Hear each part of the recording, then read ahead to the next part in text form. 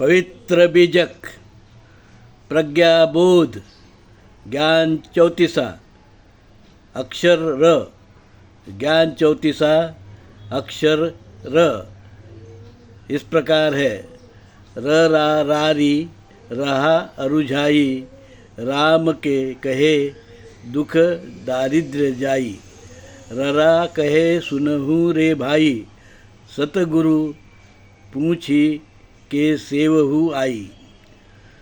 अब हम शब्द अर्थ जानेंगे। रारी का अर्थ है झगड़ा, राम का अर्थ है चेतन तत्व राम और राजा राम भी। प्रज्ञाबोध, अब हम प्रज्ञाबोध जानेंगे।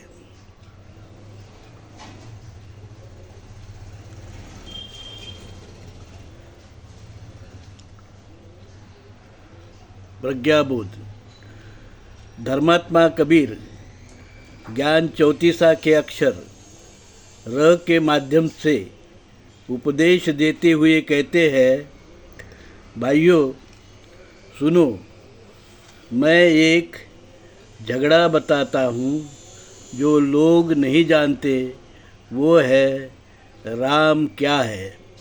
कबीर साहेब कहते हैं, राम दशरथ नंदन नाम का मौर्य वंशी सम्राट हुआ है, जो सम्राट अशोक का नाती है और अंधे कुणाल का बेटा था, जिसे सम्राट अशोक ने अपने बड़े बेटे कुणाल जन्म से अंधे होने के कारण अपना उत्तराधिकारी और मौर्य सम्राट बनाना चाहते थे, पर वो छोटा था, इसलिए सम्राट अशोक ने उसका दूसरा बेटा दशरथ को राजगद्दी दी और संप्रति राम बड़ा होने पर उसे सौंपने की बात कही।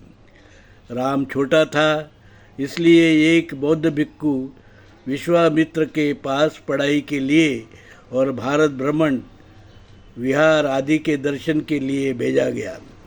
12 वर्ष बाद जब वो बड़ा हुआ तो दशरथ ने उसे वापस लौट आने के लिए कहा ताकि वो उसे उसका राजपाट सौंप सके।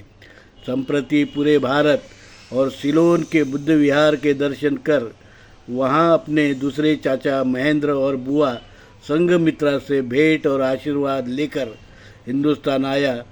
तब परशुराम नामक विदेशी यूरेशियन वैदिक ब्राह्मण धर्म का एक ब्राह्मण, जो मूल भारतीय स्त्री रेणुका का बेटा था और वैदिक ब्राह्मण धर्म के मुताबिक संकरित ब्राह्मण भूमिहार था, उसने आज के अयोध्या यानी साकेत के पास अपना राज्य बनाने की कोशिश की, जिसे संप्रति राम मौर्य ने मार डाला और बाद में पूरे मौर्य साम्राज्य का सम्राट बना।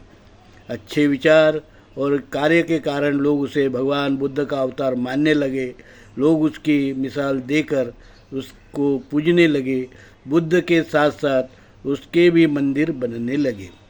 कबीर साहेब इसी राजा राम और चेतन राम के दार्शनिक झगड़े की बात करते हुए कहते हैं, भाई मैं चेतन राम तत्व की पूजा अर्थात स्वानुभूति की बात करता हूँ और लोग राजा राम के मंदिर में पत्थर की मूर्ति पूजा में अटके पड़े हैं।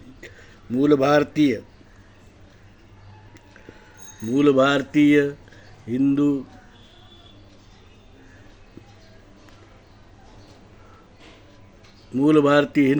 धर्मी लोगों को यह भेद समझाना मैं चाहता हूँ। भाइयों, यही बात कबीर साहेब इस ज्ञान चौतीसा के माध्यम से कह रहे हैं। साधु साधु साधु।